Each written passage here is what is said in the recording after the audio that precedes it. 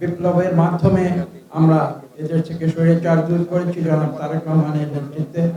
তার বক্তব্য দিয়ে তার কাজে ছিল। এটা ছিল সময়ানুযায়ী।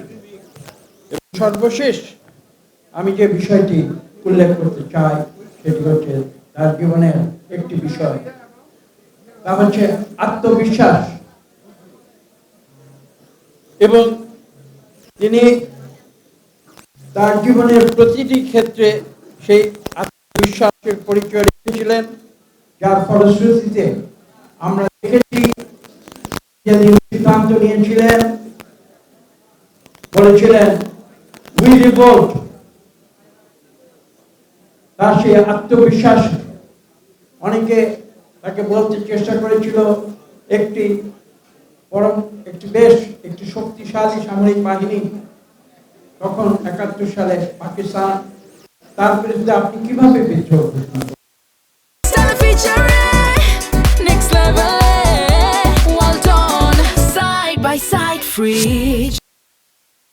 আমি বিশ্বাস করি আমি অন্যায়ের বিরুদ্ধে প্রতিবাদ, আমি বিদ্রোহ করব এবং আমরা জয়ী হয়েছি। তো আমি আজকে এই তিনটি গুণাবলী কথা উল্লেখ করতে চাই। আমি বিশ্বাস করি জাতির এই ক্রান্তি লগ্নে আমরা শহীদ প্রেসিডেন্ট জিয়া রহমানের অনুসারী।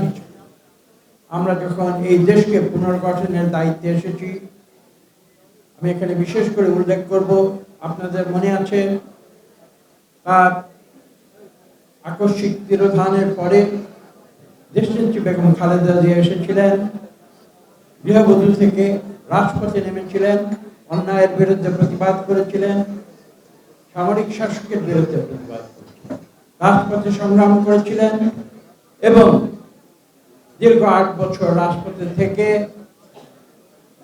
জনগণের অধিকার নিয়ে আন্দোলনের মাধ্যমে তিনি স্বৈরসেনা শাসককে বিদায় দিয়েছিলেন।